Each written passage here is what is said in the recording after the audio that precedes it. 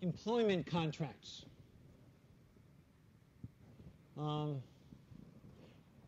Contracts could be written. Some companies actually have their employees sign annual written contracts.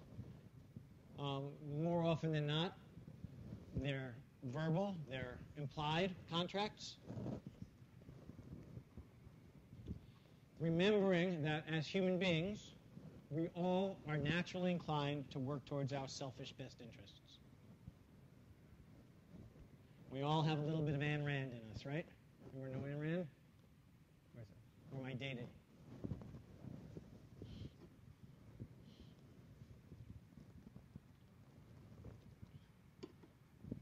So contracts are a means of ensuring that the employee works towards the interests of the company.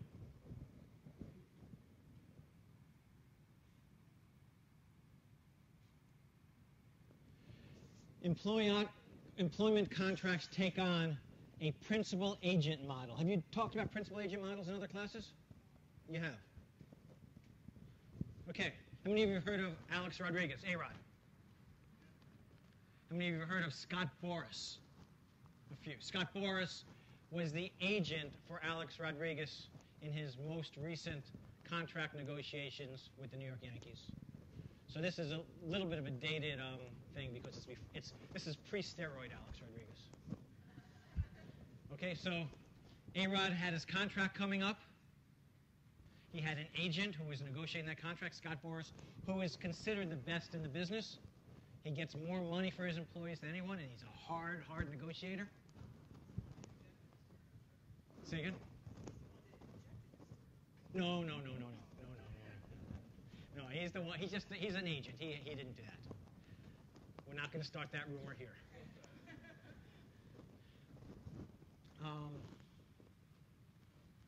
So his contract came up with the Yankees, and A-Rod was negotiating a new contract, or Scott Boras was negotiating a new contract, and he was banging hard on the Yankees, and the Yankees threw up their hands and said, "No, we're okay. We're not gonna meet your terms. Go to the market." Scott Boras didn't realize that A-Rod wanted to go back to the Yankees.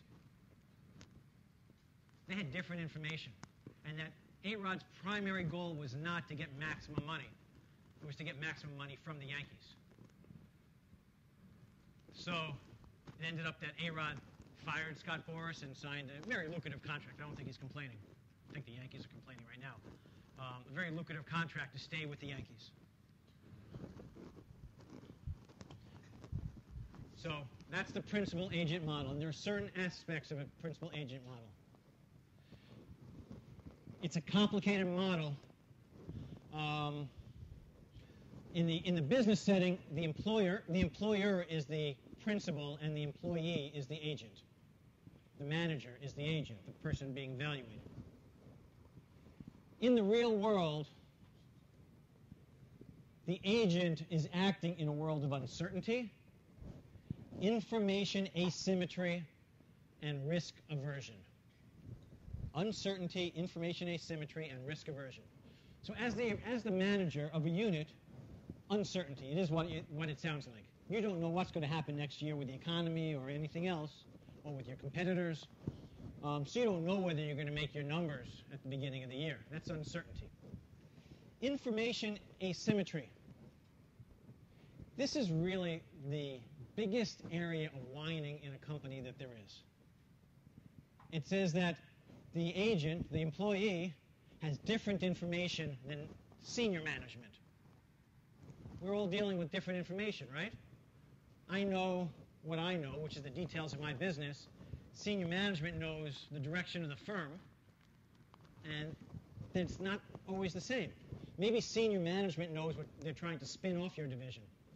And so they're telling you to do things that make no sense to you. But they can't tell you that they're trying to spin off your division. So therefore, you have different information. And so you'll be complaining about senior management. Why are they making me do this? Why are they making me do that?